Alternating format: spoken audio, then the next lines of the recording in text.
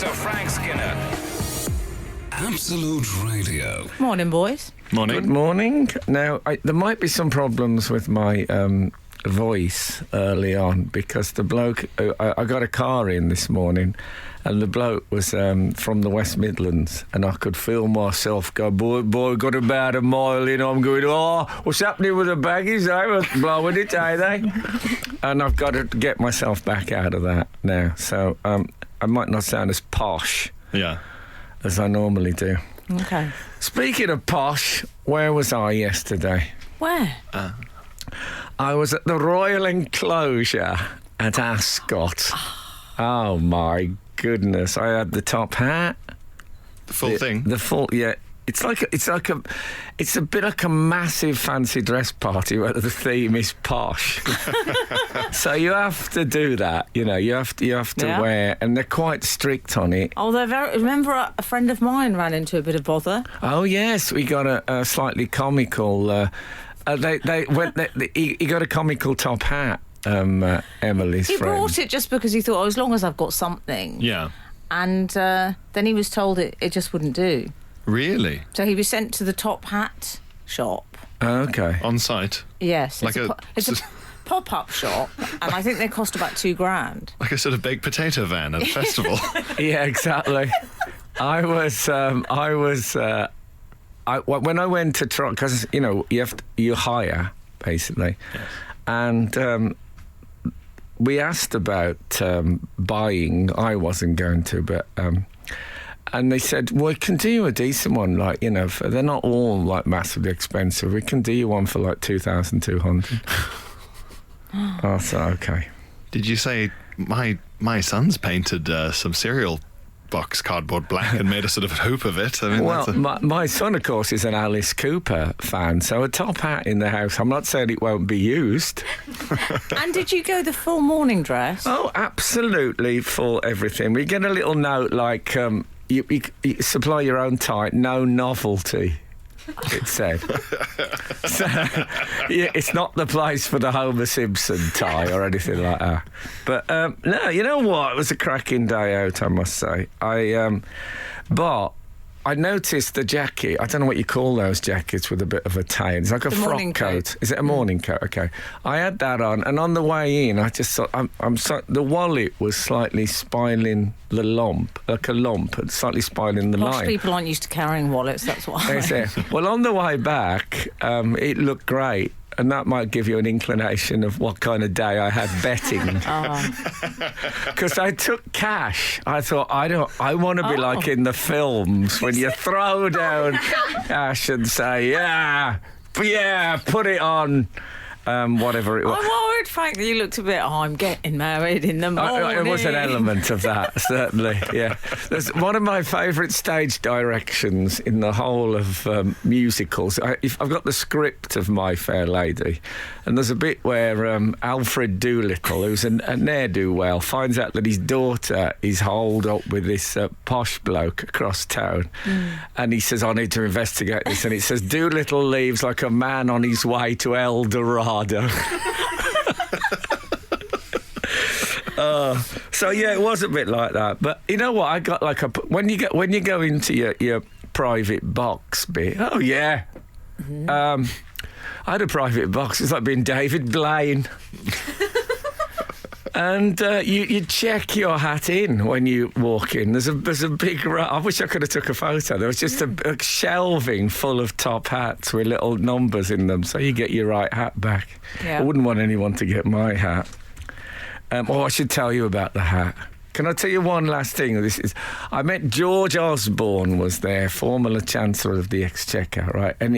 And he approached me. Oh. And I don't know if you'd have given me 100 guesses at what he was. The first thing I've never met before. The first thing he was going to say to me was, "I would never have got you." George Osborne said, "I love your poetry podcast." The best of Frank Skinner. Absolute Radio. Frank Jonesy 73 has been in touch, commenting on a lovely picture of you that's on Twitter, and says the boy from Oldbury has done all right for himself. Well, it did feel... I mean, if my old man, who had a bet 6 days a week and had, this won't mean much to many of you, but he had 10 5p doubles, 10 5p trebles and a 10 pence roll-up. It's not big money, let's put it that way. If he'd have known that I was going to be having a long chat with Steve Cawthon, who was like a star jockey at the time, he would be an excited bloke, I must say. So that was lovely. And what about when I went to Ascot and in exchange for my seat, my box seat, I had to sort of do an interview about fashion, I seem to remember. Okay.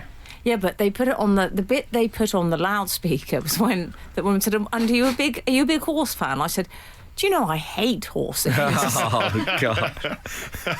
And someone came up to me and said, "Are you that woman that said I hate horses?" Well, there was a woman there who saw another woman in the same dress, and I thought this was a great way of handling it. She went over and said, "Can I have a selfie with you?" and took a photo of her in the same dress. But I said, if I do that with everyone who's dressed the same as me, it's going to take up the whole day. But when I went to the, I've got a big head.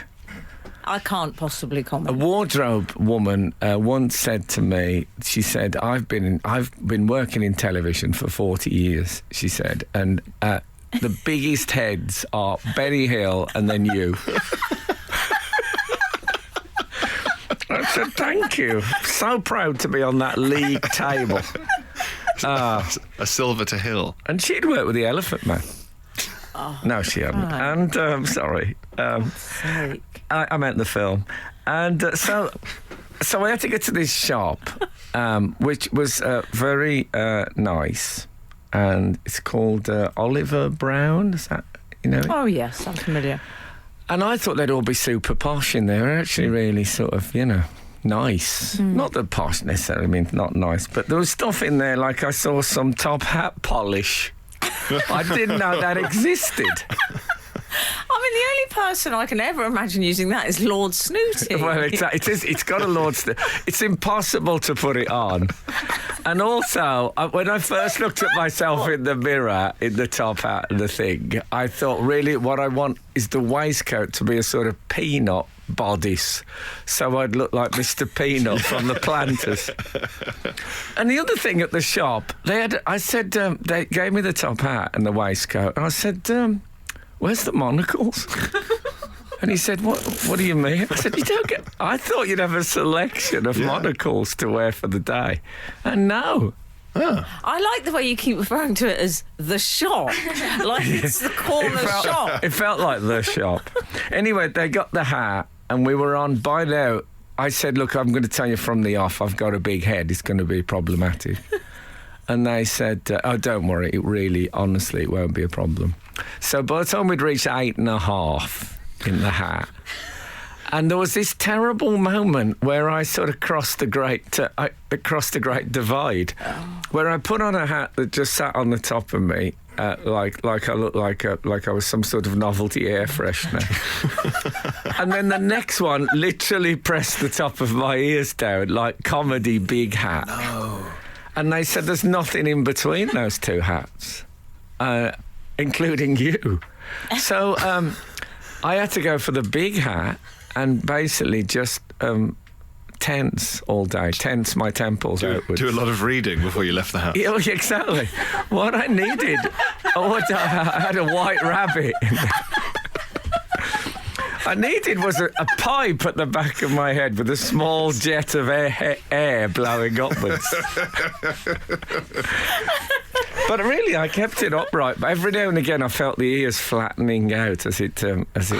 But when it got I was with Victoria Coram Mitchell and two very nice friends of hers, Jeffrey and Neil, and I thought when it got very sunny, we all sheltered under my hat. It was like a little private apartment. Absolute Radio.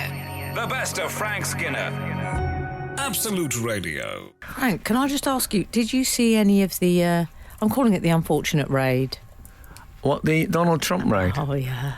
Well, one of the great joys for me of the Donald Trump raid is that they took several, I think they said files and or envelopes that had top secret stamped on them. Scooby-Doo. And Top Secret doesn't feel like a thing from the real world. You know what I mean? It feels like something from Danger Mouse. It's what you put on your teenage diary. Yeah. It feels like it would be written in American typewriter font as well. Oh, I'm hoping it's a red stamp. Yeah. Yeah. I'm really hoping that. Is there a sort of a mid-range secret stamp for things that you can leave on trains?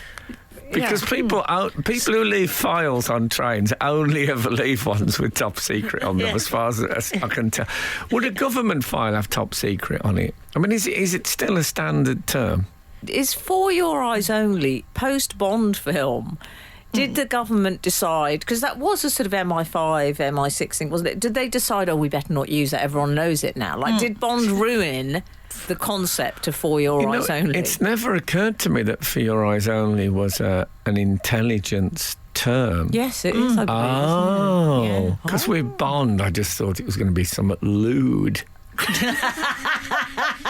Well, they made it sound that with the song. The song was a bit sexy. Yeah. And actually, that's something that was stamped on official Do you think documents. Michael Gove gets documents that say for Four Eyes Only? That'd be great. Sort of old Etonian sending him for Four Eyes Only. Oh, man. Gone now, of But course. it's changed. Gove, but not forgotten. Never forgotten. Listen, one of the things that used to be, whenever friends or family came down to London, one of the things they were keen to do, obviously we live in a place, if you live in London, there's a lot of amazing architecture and historical sites. What they all wanted to do was the Rainforest Cafe, which is that rare combination of an environmental fast food place and with a very nice shop where you could buy like a cuddly sloth or something like that, or something that represented the animal world, and how great they are. I went there recently. Is it still open? I thought they'd cut it down. Exactly. It's been levelled. Yeah. Well, I went to. I'll tell you what happened. I took my family to the Hard Rock Cafe. Yeah. And there was no room at the inn. Oh, yeah. And I bet there was 3 tables occupied in there. And I mean, how long does it take to eat? I said we'll be in and out in 40 minutes. Yeah. But no. So we had to walk away from an empty restaurant. We had a look at a bit of rock memorabilia on the way out, but there was no food. Yeah. And I said, I know what, we'll go to the old standby, the Rainforest Cafe, famous that it has storms mid-meal, actual storms occur. That's how they do it. So what did you do? all that stuff, the lights flash on and off, and the gorillas on the wall look from left to right, as if a storm in a rainforest means that your road safety has to go really up a notch. I suppose flooding. So anyway, we headed for the ever popular tourist attraction. I mean, you say ever popular. It's quite a 90s decision to go there. So why don't you do have some Alco Pops? Listen to the Spice Girls on the way. I'll tell you what happened. Okay. After this. The best of Frank Skinner on Absolute Radio. We left you at the Rainforest Cafe. Well, did you? Did you, Emily? Oh. Because we headed for the rain. I said, look, we might not get in. It's Saturday. Rainforest. No, it's a very, very... Honestly, the amount of time people have come down to London... You need to know people in the know, Emily, to get into the rainforest. I'm serious. I'll call Eduardo, see if he can get me a table in the Rainforest Cafe. People come to London. That's where they want to go. They don't want to go to Buckingham Palace, and they want to go to the rainforest. Anyway, I got there... Oh. And the first, imagine my surprise, as they say in stories. It's not called the Rainforest Cafe anymore. Oh. What's it called? It's called Jungle Cave. That's what it's called. And I thought, okay, does that mean less environmental? When was this rebranding decision made? I don't know. I don't know what happened, but I went through the shop. There's still a shop. Oh, I love this. Is it the same setup? It's not just stuffed bats now to take in the cave. Were you greeted by Alfred? Yeah. So we went in. Staff were very lovely. We went in and it was quite easy to get a table. That's worrying. Tara, never a good sign. And I noticed that the gorillas, we sat under a gorilla and he just looked a bit chipped. What, as in microchipped? No, chipped as in like he needed a touch. Bit of mange. Yeah. Oh, I don't want a tatty gorilla. He looked like, I tell you what he looked like he hadn't got that part in Jumanji and had turned to drink. Yeah. Had never quite got over it. And I said the staff was lovely and the food was lovely, but there's a real sense that the ship was steadily Thinking. Oh, yeah. And I'd love, if anyone out there knows, what happened to Rainforest Cafe? It used to be a Well, I'll tell you what happened to hot Rainforest spot. Cafe, Jungle Cave. I know.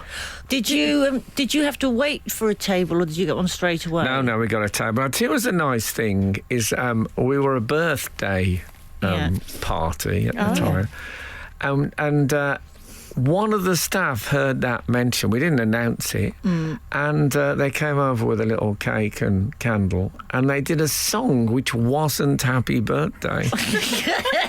But which was birthday. It had the word birthday in it. Yeah. But it wasn't. It was like began, it's your birthday, it's your birthday. And I thought that... It's a copyright issue. Jungle Cave haven't got the money. Oh, man. No, in fact, they're worried about paying the money. Honestly, they can't afford it. I thought it was better than Happy Birthday. They can't afford the rights for singing it. I thought if this song had come first, that this would be what sang. Would be it's this. the Betamax or the VHS birthday songs. How does it? Better quality, but didn't take off. I know. I'm not going to put you on the spot, but a vague approximation, Frank, What? of the Happy Birthday song, so I can. Think about it was sort of, it's your birthday, happy, it's your birthday, happy birthday day. It was like that. Can I tell you, I used to work in the TGI Fridays around the corner from what was the Jungle Cafe years ago. Badges on the We braces. badges on the braces, and yes. What's that called now? Good Friday. Don't sell meat, vegan place. We used to have to sing Happy Birthday to children, and can I tell you, as much as the song might have been skipping along in a joyful way, every single person that was singing it was dying on the inside. Oh, no. Yeah. But you sang the traditional We Happy sang the Birthday. traditional. What badges did you wear? I had a lot of badges. I had no, a lot of silverware. You have to have a lot of badges. I had a You've got to lot have of a lot of silverware. badges, and it helps if you're a Southampton FC fan as well. Yes. Okay. Yeah. Silverware, what was that then? Well, just like I had a lot of. I won a lot of. I was a bartender. So Okay. I used to do the throwing of the bottles. Oh, did you do that? I was good at the throwing of the bottles. Where I fell down was the catching of the bottles. A lot of bottles went over the top, Oh, but didn't come back. Yeah. I don't think I've ever been there and not had surf and turf. I don't think I've ever been there. Oh. I've not. I know I lived did in go there once. I No further like questions at this time. I like it, and I like the staff as a performance aspect. I think that was nice. I'd love to have been served by you, Zoe. That would have would been have. great. I'd draw the Maybe nice we can story. stage it for old time's sake. Old time's sake. Yeah. Have you got a gorilla suit, Em? This is the best of Frank Skinner on Absolute Radio. Now, a lot of people, I think the cool thing to say at the moment about Netflix is that it's on the way down. It had a great run, but it's you know what I mean, it's struggling. And I'm always happy to hear of a multi-million-dollar organisation crumbling, but I've got news. It's back. Ooh. Now, I saw a programme this week. You may well be familiar with it. But you know when you see something on the telly that just makes you happy and not without any complications? And let me know, do you know a thing called Is It Cake? I knew you were going to say that. It's the best thing in the world. Man, I'm a late adopter of Is It Cake, but really, my kids had chicken pox this week very badly, and it's been difficult. We thought at one point it was the monkey. Oh, no. but it isn't. It's a chicken. It's the chicken, yeah. And what has got us through is It Cake. In case you don't know what Is It Cake is that people make very, very realistic representations of everyday objects. And say 5 of them are laid out and 4 of them are the real objects and one of them is a cake made to look like one. I mean, it's... So, for example, it's burger and chips. Or the one I watched, they had 5 sextants. I beg your pardon. You know, the navigational equipment. So 5 sextants, and someone had made a cake one. Oh, wow. And that was... can I be honest? I was lying about the sextants. It's the believed you and I've watched it. It was the episode I was dreaming of, but it never quite... No, you're quite right. He uses stuff like handbags and burgers. Yes. But, oh, man. It was just great. And there's a very eccentric contestant, which you have to have on a show, who's got green hair and a green beard and glasses with skulls on them. And I think the last episode will reveal him to be a cake. That's how I think it's going to go. The moment of truth, when they cut into the cake. I can't bear it. It's great. Honestly, check it out, guys. It's just happy TV. And, you know, you realise that Great British Bake Off's rubbish. They do nothing with the cake. They just make a cake. Yeah. There's no guessing. No. I'll tell you what else was happy TV. The Queen with Paddington. Did you see? Oh, yes. Come on. Beautiful. Yeah, but was it the Queen? Or was it a cake? No, it moved. It definitely moved. What if they did that in Qatar with the World Cup grounds? One of them is a cake. When they get there. Harry Kane. Harry Kane, we got there and turned out to be a cake. No, I'll tell you something about the whole Jubilee spectacular. Brian May's shirt. I loved that. You know what? Was it a shirt or was it a jacket? No, he had a silver... When he did the performance... Yeah. Well, he changed his outfit. I made an inventory of all their clothes. Okay. Queen. And because they did a quick change between the backstage interview and the performance. Yeah. They had Velcro. Just Frank, you're absolutely right. He wore a Jaquito, and I'm going Jaquito. Jaquito, I love that. He had a Jaquito for the performance. Backstage, he had a silver sort of slightly Buzz Aldrin themed shirt. Adam, what's he called? Lambert. Adam Lambert was dressed for the flying carpet, I thought. I thought any minute the flying carpet will arrive and it'll be a whole new world. And then hovering above the palace. But it never turned up, the carpet. No. Apparently it's stuck in traffic at King's Cross. The best of Frank Skinner. Absolute Radio. I am still reeling from this week's Strictly Come Dancing. Oh, what happened? Well, Richie went. Oh. Now, I don't know, you might not be watching Strictly, but... Not Richie from Absolute Radio. No, I wouldn't mind. No, yes. No, but this guy is a West Bromwich Albion fan. I've met him several times. He used to be the announcer at the Albion at one time. Is he the radio man? He's Zoe Ball's... oh, yeah, okay. I think they use the term sidekick on non-commercial radio. Not a term I've ever liked. But I always say my co-presenters. Very inclusive. I say side But he was really good, and I thought really looked like he could be brilliant. And then he went this week. Oh, did he make a big boo-boo? No, Oh, it's a mystery. oh. It's a mystery. It's like quasi-Kwartang. No one can work out why he got... Oh, no, it doesn't work. That doesn't work as an analogy. But no, I was genuinely upset. It was awful. A shame. If you don't watch Strictly, we're not going to talk about it all day. But can I just say one other thing about Strictly? You can say plenty of things. There's a thing they do at the beginning where they say, ladies and gentlemen, the judges. And the judges appear and they do a little dance. Yes. And one thing I can't any longer avoid is that Craig Revel Horwood can't dance. He can't. He's like the most embarrassing unmarried uncle coming down. And just, he's awful. And I thought, hold on, this bloke's like a leading choreographer. It's very difficult to nail a manoeuvre in 20 seconds. Well, the others do it every Watch me. week. That's all I'm saying. Every week. Who's I mean, Shirley knows her. She knows her onions. They do it, just they don't try and do too much, but they have the Just a lovely little lines. And then he does, oh, man. But you know he's constricted with the clothing. Well, I don't think it's just the clothing. I think I suspect he drives a tuk-tuk, as it were. Oh. No, I love Craig for his horribleness and all that, but he can't dance. Craig can't dance, and that's just it. Oh, this is going to be in It's the a Sun very tomorrow. bold statement. It's a Yeah. very- Would you You'll like say- to do Strictly, Frank? I've been offered Strictly several times, but I think of myself as a confident man in any situation. Once I got a degree or two and Yeah. had a bit of success, I felt you could put me in front of the Queen or a bloke digging a hole in the road, and I could converse and be happy to walk with kings and keep your etc. Yeah.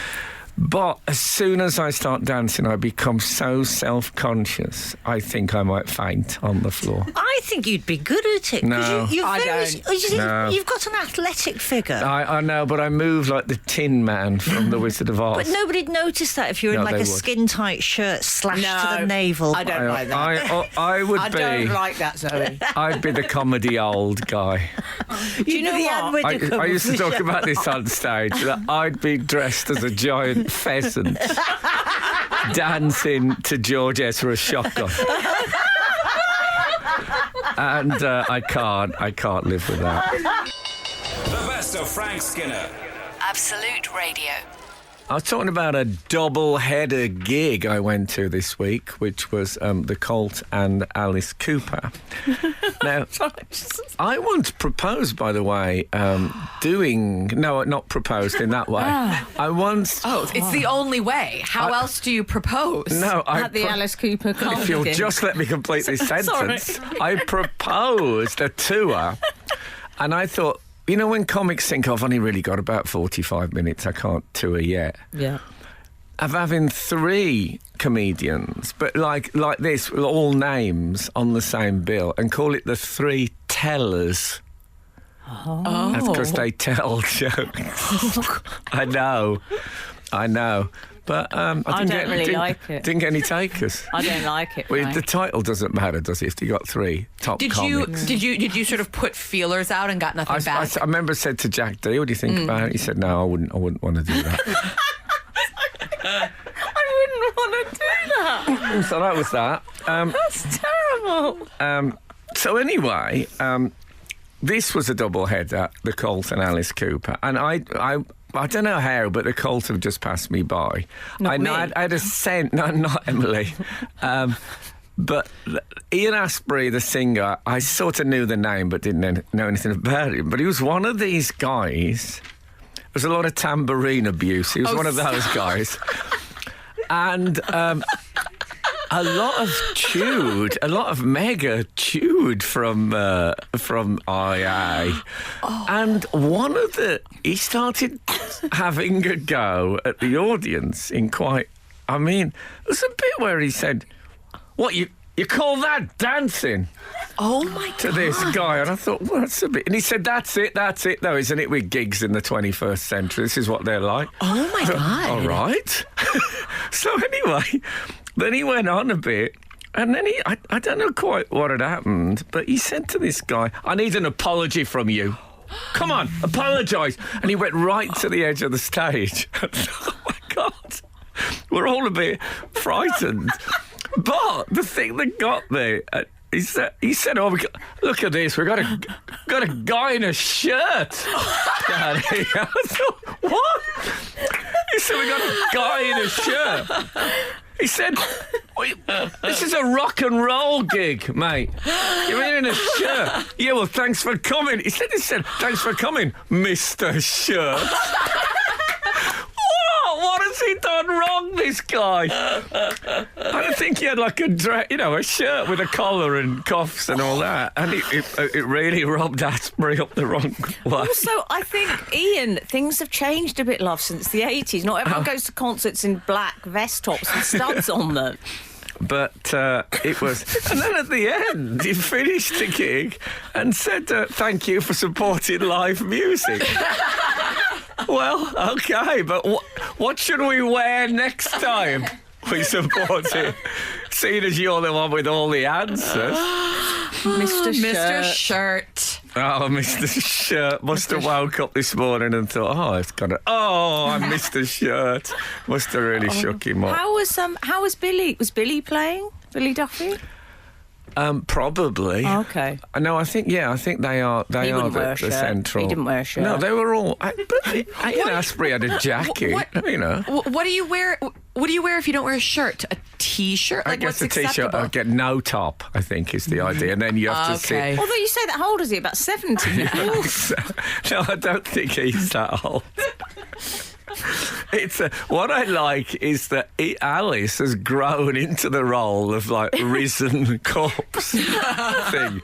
You know, it used to be a bit unbelievable in the old days, and now he's really embraced it. But I have to say this, to summarise, Alice Cooper has got like the tightest band. They are brilliant. Oh, wow. His voice is still there. Made me a bit nervous. No, it's all right. He was brilliant. I don't know if he's got any shows left here, but honestly, I went as to support my child, and I like Alice Cooper. I came away thinking, you know what, still got it. Absolute Radio. The best of Frank Skinner. Absolute Radio. The Jerry there's an irony to this. Jerry Halliwell only ever wears white, and we were talking about. I agree with you, Zoe. I rarely wear it because I always think I'm going to get something on it. Yeah, instantly. She bought me, many years ago, she bought me 3 pairs of white boxer shorts. Jerry did? Jerry did, yeah. No way. And, You stayed over, or? That's a treble stress fest, white boxers. What the hell was going on? I couldn't look my cleaner in the eye for months. That's why she left me for Daniel Craig. Did you know that, Zoe? Your cleaner left you for Daniel Craig? She did. She swapped Calvins for Speedos. Wow. But anyway, so so I think one of those pairs of boxers still survives, the Jerry box. The Jerry hang on. boxes. I passed on some pants. There's no easy way of saying this. Some pants that David Gandy had given me for you. Yeah, they're very. I'm still working my way through them. Do you wear the Gandy pants? I do. I've virtually worn them out. Oh wow! I work very visually, and that's going to stay with me for a while. Yeah. Trust me, it'll stay with all of us. Yeah. Love. Well, I work very musically, and all I can think is, what's going to cover that though, Frank? The Gandy pants can. Oh, the Gandy pants can. Oh, we love Gandy. Yes. So David Gandy, we're on about.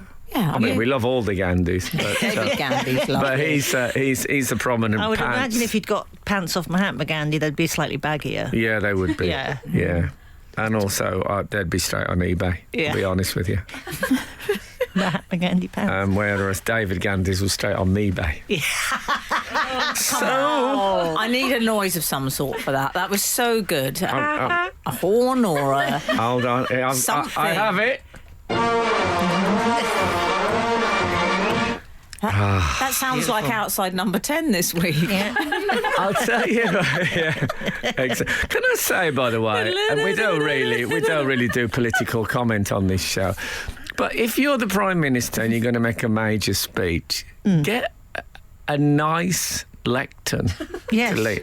Don't get one that looks like it's from some terrible corporate gig in Northamptonshire 4-star hotel. It's got like laminate on it or something, It's one of those you could put it. You could put your fist through it. It's one of those that's just got And like someone brown will. sticky on it. I mean, it's a Prime Minister. I want one of those oak eagle wings. You'd want solid wood. I mean, You'd want a solid wood. Dear.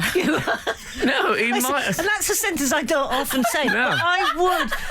I would want something of structure. He had the nastiest.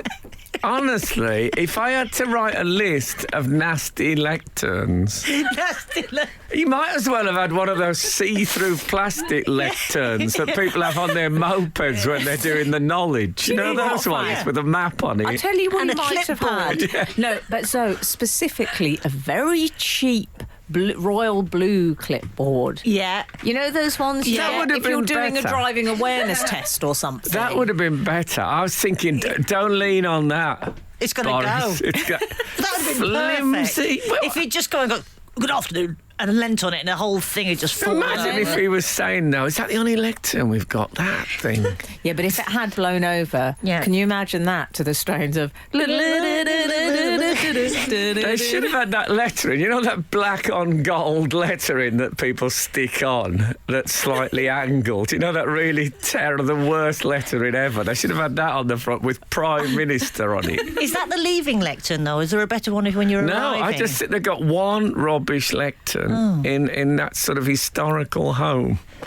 For goodness sake. Lectern hell. That's what I'm calling this week. Absolute Radio. The best of Frank Skinner. Absolute Radio. This is Frank Skinner on Absolute Radio with Emily Dean and Pierre Novelli. Follow the show on Twitter and Instagram at Frank on the Radio. Sorry, I was just looking I at don't a know. hot dog on the television. Email the show via frank@absoluteradio.co.uk.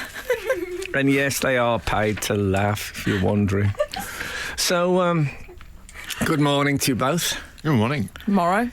It's kind of rainy, isn't it? So, here we are. I'll tell you what I saw this week. Here's the thing. Here is a funny thing. Yeah. I saw a man capering on his own in, like, sports gear. I don't know what that means. Capering is a bit like what Dorothy does in I beg your pardon. Wizard of Oz. You know, that sort of... Oh. Do you remember when you were a child and if, you know, those moments... If you ever felt jubilant as a child, they call it skipping, but there's no rope. yes. No rope involved. Isn't that just skipping? I'm not familiar with this. No rope capering. involved is one of the coloured handkerchief signals I use at the S&M Club. I've always called it skipping, but you know, I'm going to change that to Well, if capering. that's skipping, how can would the rope thing be skipping as well? It doesn't make any sense. That's like saying his eating is the same as driving. Okay. We've all had a drink. Okay. I have, but not since September the 24th, 1986. Nevertheless, capering or skipping, sans rope, brackets. Is that because this was he was a guy, he didn't look troubled. He was in sports gear. Dressed for skipping. Yeah, dressed for, you know, like he might be running. Maybe he runs later and warms up with some capering. Some capering, yeah. What I'll do is I'll caper for 10. And then I'll do like 5k, a bit more caper. I'll caper down. Caper down at the end. I think that would suit you, Frank. Caper, no, I was a bit embarrassed on his behalf. Were you? I I'm saying have- something. I remember kissing a lady many years ago and she capered in excitement. Did Just she? around me. Did she? Yeah. I don't know if it was ironic or not, but it started charming and then it was, we will never be a long-term relationship. About Third Circuit. I was going to say, that's No, a that's too short much. shelf life. Yes, no more capering. That was what I thought about it. Anyway, I've never told that story to anyone before. Is that, And you know what? It's good to get it off my chest. Absolute Radio exclusive. Exactly. Yeah, I love this. What a bizarre exclusive. God, the papers will be full of this.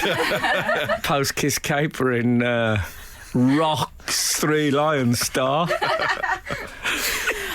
Do you think there's lots of sort of jubilant expressions that could become like a fitness thing? 10 minutes capering, 5 minutes jig. Punch in the air, maybe. Punching the I air. suppose they do punch in the air. That's basically what sparring is. Yeah, 7 minutes clod hopping. What's clod hopping? It's bad dancing. Oh, okay. Is it? It's from, it used to be illegal to beg. And so you had to do something for your money. So they would just do a bad dance and be, I'm not begging, I'm dancing. And people are paying me for my lovely dance. Oh, is that who knew correct? that? Yeah, That's, it's a sort of stomping dance that a tramp would do, clod hopping, yeah. Okay. I'd like to I'd like to see more of that. Say like a double money if you prefer to clod hop. No, is that bad? I'll take that back. What are ski sticks? I see a lot of old people with ski sticks on the Hampstead Heath. What's that doing? I've seen those. Are they worried about flooding? They're so they can cropping up. get home. Get home like the invading crafts in War of the Worlds. Just hoisted up. What are they for? Wildlife. If anyone listening uses those, what the hell are you doing? Sometimes you see them. those a lot. Sometimes you see them like 7 or 8 squirrels on each point. No, I've never seen that.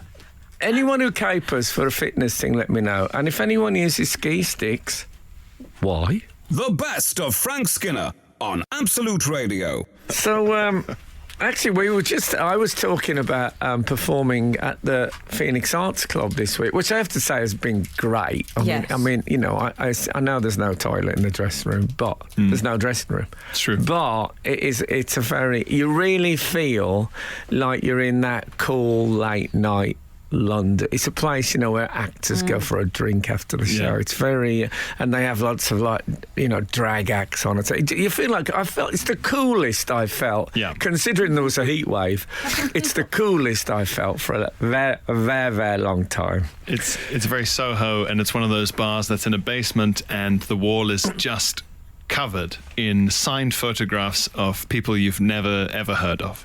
Well, Yes. it's the sort of place where you'd expect to see Francis Bacon drinking in a corner with Geoffrey Bernard. Yes. But you played there. I did, as part of all of our efforts to prepare for the Fringe. You know, was doing our previews, getting our stuff into shape. I shared a sort of preview slot there with Jacob Hawley, great comedian, and a thing occurred. I was on second, and during the interval, I was backstage. Well, as you say, there is no backstage. I was hiding behind a cloth. Yeah. And I sort of had a peek at the audience, who had, thank God, stayed after Jacob had done his first half and left. And I looked, and I saw. You look through the audience, and then in the back of the room is the stairs the audience descend from. And I saw that a gang. Two boys and girls. I say boys and girls because they did look sort of, you know how an 18-year-old can often look 14. Yes. They sort of, you go, oh, I know you're here in a pub, but it's obscene. You're so young. So there were two boys and two girls of sort of definitely like sixth form age, coming down the stairs late to a comedy gig, and I thought, they didn't know there was a gig on here, did they? They're not here to watch comedy. Oh, okay. They've come for a Campari. Yes, exactly. And to swap quips. Yeah. And so I thought, uh-oh. And I saw the sort of hand go up of the ticket taker saying, no, there's a gig on. You have to buy tickets if you want to come into the bar. And it took the interval's only supposed to be 5 minutes. It took a good 10 minutes to convince them that what they really wanted was to sit in silence and watch me work through some material. Yes. So did they find a halfway house where they sat talking while you went through some material? I would like to know this. Frank, your years in the business have stood you in good stead there. That is exactly what happened, and exactly what I was predicting, half hidden behind my grubby little curtain. And well, I'll tell you what happened in a moment, but suffice to say, it involved a letter. A letter? Of course it did, Pierre. You're so cultured. What to their headmaster? Did they? They were representing the school. Yeah, and they were mooning on the back window of the coach on the way to the club. It's got to be stopped. This is the best of Frank Skinner on Absolute Radio. So, Pierre, do you want to remind us where we'd left you? Yes. You had left me in the basement venue of the Phoenix Arts Club. Yeah. Doing an Edinburgh Fringe preview show. And When was this? Recently? May. Okay. April, May. All right, 24 hours in police custody. And the Pine Martin bouncers had let in some youths. Were they the kind of youths who were, are you ready for Rishi? Yes, I am. Well, there was a disparity there. The two young lads were a couple of sort of, the vibe was very much Arthur Northerner. Okay. And the two girls were more sort of ready for Rishi. Okay. Yeah, there was an interesting dynamic. They didn't look like they normally all hung out, No. which is another odd element to this. that Maybe is- it's like the Eccleston girls. They like the Do you think they were those two servants they'd always fancied? They were seeing them behind their The parents' stable backs. boys. We'll take them to the Phoenix What are Arts their Club. surnames? Did they say yes? 2 tickets in the name of Chatterley, please. And don't order a pint of bitter. You'll embarrass us. Don't you know? So they came in, and as you correctly predicted, Frank, decided that what they would do is sit and talk as if they were in a busy pub. Yeah. In the back of my already dwindling audience in this basement on a weeknight. And so eventually I had to address them. And they became sort of moderately belligerent. Well, it's difficult because you had 2 social registers to operate on to communicate with them both. Did you speak to the women and say, now look here? Will you tell these boys to be quiet? So, go on, what happened? I'm intrigued. So they sort of kicked off a bit, and I have to say, initially I thought that the lads would be the trouble, but I was wrong. It was the ladies were kicked off quite dramatically, and at one point actually just sort of stormed up the stairs. It's hard to storm upstairs out of the basement. Stormed out? Eventually. Okay, I thought you were going to say onto the stage. No, thank God. I should say for our readers that Pierre is not the sort of bloke that you would naturally challenge on stage. He's a man mountain. He's not like me. The reason people don't challenge me is that they fear they might kill me. But yeah, Pierre looks like. I remember I was moving house once, and Pierre came round and just picked up a bed and carried it out of the flat. Like Obelisk. Yeah, I nearly fell out. I had to hold on to the headboard. Haven't we all there? Oh, God. So they stormed out, and there was some sort of. But the guys ended up staying, the 2 young lads, and I thought that's odd. And then the show carried on, and blah blah blah, and then at the end, I looked out, appeared out from behind the little curtain, and the guys had gone, the lads. That sounds dignified. Yeah, It's very all Wizard of dignified. Oz, isn't it, this story? Yes, yeah. There's a lot of back and forth curtain-wise. Yeah. And they'd gone, so I thought, okay, whatever. And I came out, and the guy running the show said sorry for letting them in, but they did say that they wanted to buy tickets, but I should have been more sceptical. And here's a pint, and I thought, oh, thank you. And then the 2 guys, the lads, came back in, and I thought, not a post-show confrontation. Oh, no. The least favourite part of any comedian's evening. Yeah. And they came up and they said, the first thing they said was, sorry, we didn't know the girls would be like that. We thought they'd be fine because they go to drama school. Oh. So I thought, interesting. Wrong. You have a lot to learn. Yeah, and About also drama the school. girls were probably accidentally projecting, which made them even louder. And then the guy, the sort of leader of the 2 boys, handed me what I'm going to call a letter that they'd gone have you? away to hurriedly scrawl. What? And I say letter advisedly because it's a long piece of blank receipt paper. Okay. Is there anything on it? Oh, yes. That they'd written on with a felt tip pen they'd found. Oh, okay. And they handed it to me And what did it say? and said, here you go, sorry about that, and sort of fled before I could read the letter sort of in front of them. Fair enough. Oh, don't like the sound of this. I do. So I'll tell you what, shall we make the letter the cliffhanger? Yeah. Okay. We'll hear that letter after this. The best of Frank Skinner. Absolute Radio. Oh, you left us on a cliffhanger. My baby, I wish I could have played Joe Cocker's The Letter. Then, my baby wrote me a letter. Okay. So, quick refresher, the two lads of the group of 4 hecklers Yes. have hung around after the show to hand me a felt tip scrawled letter on a section of blank receipt paper I think they cadged off the barman. Yes, this is very much what are the 39 steps, isn't it? Go on, let's hear it. I should say that now Pierre is looking at his phone, so he obviously photographed this missile. I did. Well, he's not the type to make it up. No. Hasn't got that kind of bone in his body. No, I would never make up a mad letter. So this is, and I really want to emphasise how much this is in mad felt tip, sort of capital block, capital letters. Hello, sir.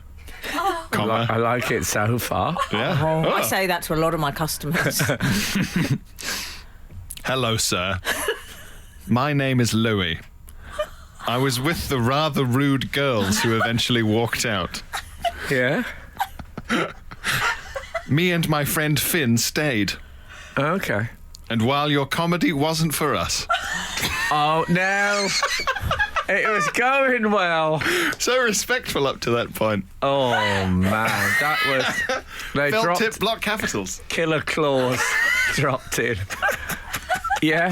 So, fair enough. You know, nobody could. Yeah. While your comedy wasn't for us. Yes. Me and my friend Finn stayed. And while your comedy wasn't for us, we still enjoyed ourselves. I have some question marks over that as an idea, but fine. I suppose watching someone die on that's stage true. is always entertaining. I'm not suggesting you did that for a second. Well, in their eyes, Okay, you know, I did. Me and my friend Finn stayed, and while your comedy wasn't for us, we still enjoyed ourselves, and we thank you for that. Oh, that's nice. It is nice. They've Can I pulled it say, back. Louis and Finn sound lovely boys. Yeah. And I think we may have misjudged them. Louis and Finn. Writing letters Also, all The girls around went town. off, They but they sound stayed to me like, I don't know, the fact that they know that they about writing thank you letters. in. Yeah. Yes, they've sort of gone... Their time at the stables has not been wasted. Thank God they let the parson teach them their letters. Exactly. At a price. But anyway, carry on. Oh, what's happened? He says, and we thank you for that. Please continue for us and yourself. Quite Louis. philosophical there. Louis. Yeah, that's... Good, yeah. Good luck and see you soon. Oh, Louis and Finn, and then a kind of blobby heart. Oh, it was In quite fact, formal, and at the end it went a bit hasta la vista, baby. I was quite worried by the notion of seeing them again soon. It's nice that they wrote you a letter, though. Yeah. I think that's... I respect to Louis and Finn for putting it in writing. Yes. I think it's because the young people don't actually speak anymore, do they? In the age of text and WhatsApp, everything is written, which is something, You can't call them.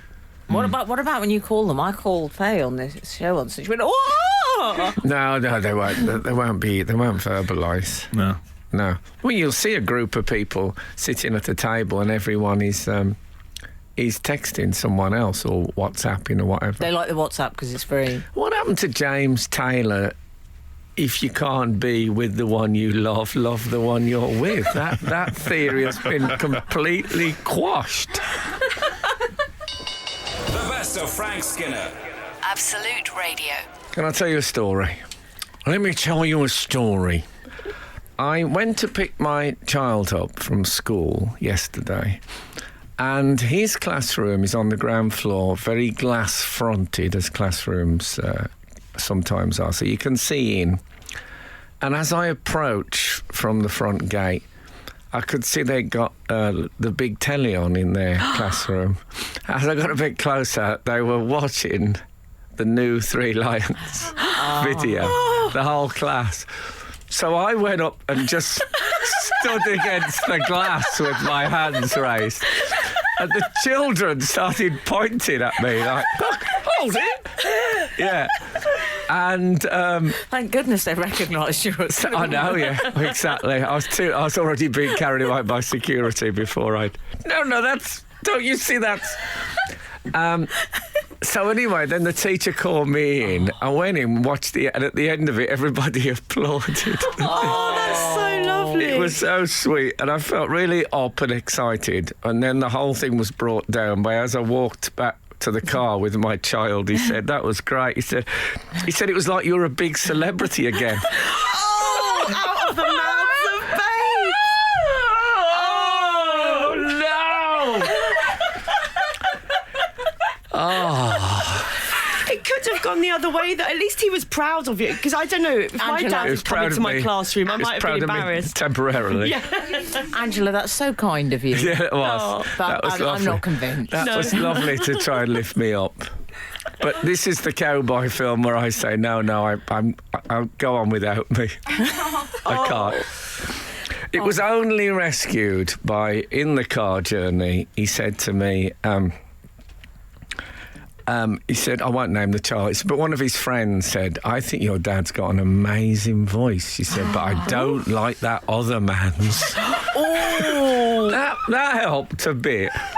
Did he mean David or Ian? I'm sure he meant Ian. Do you know, I found it oddly reassuring. I quite liked it when it kicks it. Kids don't appreciate the sort of Lee Marvin growl. When it kicked in, David's voice, I loved it because I thought, will it always be the same? Will it be the same as it was? And it was, and I loved it. Absolutely true. When I first heard it played back and his voice come in, I just thought all is well with the world. So did I. Yeah. I felt it made me happy and reassured. When I watched the video, it took me a while to realise, because the video's quite clever. It's got the sort of old original video, and you guys now superimposed on. And at first, I hadn't realised. It's a terrible example of like two young men, and then their older version. I tell you what, it's the sort of it's our version of the Johnny Cash Hurt video, the sort of last will and testament. Sorry, Angela, carry on. No, I just said when I first saw David on it, it was young David, but I hadn't realised that's what it was, and I just thought, gosh, doesn't he look young now? He shaved his beard off. Yeah. And then the old David Cameron was like, oh no. Oh no. Sorry, David, I didn't mean it like that. It's out now. Oh no. Oh no. No, but that. Frank, what about when we watched it with your Kath? Oh, come on. Frank showed it to me. I can reveal this now. I gave Emily a unpolished version we watched together at our house. What did I do? What was my reaction? Emily really cried. Oh. I mean, the tears were flowing. She hates bad CGI. She just can't handle it. I seen young David, and we watched it, and I was sobbing. It was very moving, actually, Tableau. Frank took a picture of me crying, a bit strange, and sent it to David. I've got a big collection of women crying from over the years. And Kath's first reaction, she said, wow, David looks amazing. Yeah, and then we waited and nothing else came out. And then she said, oh, well, I wasn't talking about you. I was talking about David. I said, I think that's maybe the issue. Yes, exactly. It was so it's been an emotional ups and downs thing. I was going to say emotional rolling coaster, but I thought if I ever say that, take me outside and shoot me through both knees. But yeah, so that thing, it was brilliant walking into the room. Like, what's the chances of that happening? Timing, everything in this business. Absolute Radio. The best of Frank Skinner. Absolute Radio. There's some lovely acting in the Three Lions. My personal favourite moment is the bucket of custard.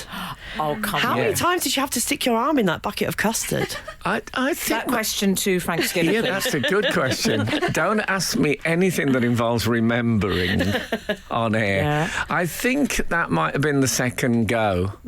Because we weren't.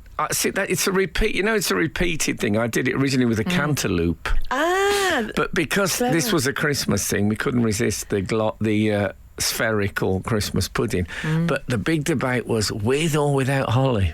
Do I have to take the holly off before? You know what? We just let the holly be. Yeah. I think that really identifies it as a Christmas pudding. It goes in a Christmas pudding, and goddamn, it comes out a Christmas pudding. Exactly. Yeah. Now, what I like, it's a lovely. I should say, by the way, that everyone is talking. This is I did a football song 20-odd years ago, and we've just re-released. We've just done a new version of it, and the video came out yesterday. In case you're thinking, what is all this about? Okay. There's a bit at the start, and it's a lovely. It's almost Mike Lee. The subtlety of the performance, I like it. Frank it's a beautiful little vignette. He's there's an England jacket on the. Something on the coat, you're putting it on the hook, aren't you? And he just touches the fabric and looks to camera very wistfully as it starts. And thoughtfulness. That apparently is actually Roger Hunt's England jacket. Roger Hunt, who played in the '66 World Cup final. Yeah, but he played in the '66 World Cup final. Wow, and that's actually his. That was actually his jacket brought in by somebody. And can I say, attention must also be paid to David Baddiel's door answering face. Beautiful. Very authentic. It's exactly how he looks when he answers the door to me. Yes. Not thrilled. He doesn't. The only thing that I'm anxious about in the whole video is when Dave gestures in the carol singers. There's a slight element of, do you remember at school when you used to scratch your face with two fingers in a sort of a, this is a rude gesture but I'm hiding it. There's a slight element of that which unsettles me. Other than that. Oh, now I'm going to have to look for that next time I watch it. Yeah. But I'm glad you like it, because we got interviewed by The Guardian on Thursday, and The Guardian man... I like The Guardian man. He tore us apart because the song wasn't more political.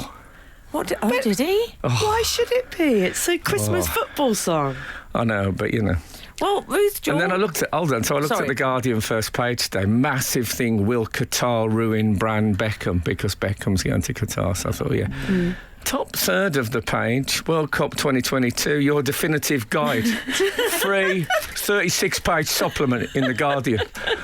The cake has arrived and it is also being eaten. Yes, sounds like it. Yeah. What is The Guardian of nowadays? Hypocrisy! The Guardian, a.k.a. pick a lane, will you? Yeah, come on, pick a lane! Well, yes. Ruth Jordan, one of our regulars. Morning, son. Lovely when you switch on breakfast radio and hear how many times did you have to stick your arm in that bucket of custard? Yeah.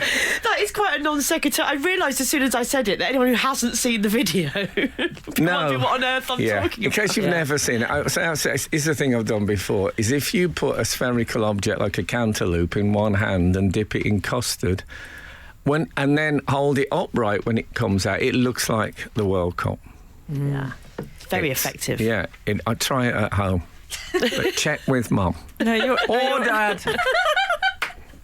Okay, whatever you've got. A parent, a guardian, a ward. If you're their ward, if you are the ward of a guardian. Not a guardian, Not please. the guardian. They get confused. Check with whoever pays for the cantaloupe. The best of Frank Skinner on Absolute Radio. This morning's texting, don't forget, do you eat the butter sealing on pâté? So I perhaps I should clarify that. No, Joe, no pun intended. I was, as I say, it's hamper season, and I've got a fine pâté, a smoked salmon pâté, and it's got a butter sealing. So the top 2 millimetres at least is just rock solid butter that you have to break through. Yeah. It's kind of like a sort of Dolph Lundgren flat top in the Rocky films, you may recall. But would Drago? And as high in protein. I find it too much, so I discard the butter sealing. What do you mean you cut it off? I break through it as if I was an Inuit seeking fish. Yes. And then I scoop it out and take that off and just get stuck into the squidgy. Scoop pâté? It's all a bit haphazard. I can't eat a sheet of butter. I mean, for God's sake. Does it make you feel... feel... Who am I, Robert Carrier? I mean, it's not... Robert Carrier, when I was living in a council house, I used to watch this programme called Food, Wine and Friends, which was so far from my own life. That's a terrible name for a programme. If it had been coming from Mars, it could not have been more alien to me. Robert Carrier would say, yes, I'm going to make a and then you'd see him going to the airport. He would go to France to get some herbs from a field, and then he'd come back, and then Susan Hampshire would visit. Yeah. And sounded describing my childhood so far. And he would cook her a meal, and that was Food, Wine and Friends. I was fascinated by it, but I can't. There can't be two things happening on Earth that are more different than my life at the time and his. But Clive Silas, regarding the butter sealing, until now, I thought that was just pure fat. Hashtag idiotic eureka moment live. Well, I'm guessing, but it's very yellow, and I think it's butter. I must admit, I did. There was a phase where I just thought, oh, they're sort of as they mix it, it rises to the top and it forms this naturally. How marvelous! I like the idea of that phase in your life. Very naive young man. I think it's butter sealing. I tell you what it is. It's to preserve. Is that what women in the dairy industry talk about, the butter sealing? It's essentially it's like aspic, isn't it? So it's to preserve the pate for longer. You can eat it. Of course you can cut it off. I wouldn't advise it in company, but if that's how you choose to behave, so be it. Well, like I say, I took it out more or less wholesale. And I've finished the pate now. And I've ended up with one of those jars, what I call a grolsch jar. So it's got a bit of a grolsch fastener. Yeah. And it always seems wrong to throw them away because, I don't know, I imagine them in a shed with screws in them, even though that will never happen in my life. Yes. But it's hard to throw away one of those with the grolsch fastener. You feel you're doing something wrong. But what can I put in it? Just more pate, I think, is the problem. But it comes in its own jar. Well, that's it. Use it as some lovely rosemary. Can you get packet pate that you then decant in a sort of like an icing squeezer? Yeah, something like that. Yeah. Oh, I don't like the idea of it. I don't like the idea of a duck coming through a nozzle. You have to have some sort of respect for the dead. A duck piping. No, exactly. That just seems wrong. To me, I know they're gone, but you know. They're gone. The best of Frank Skinner. Absolute Radio.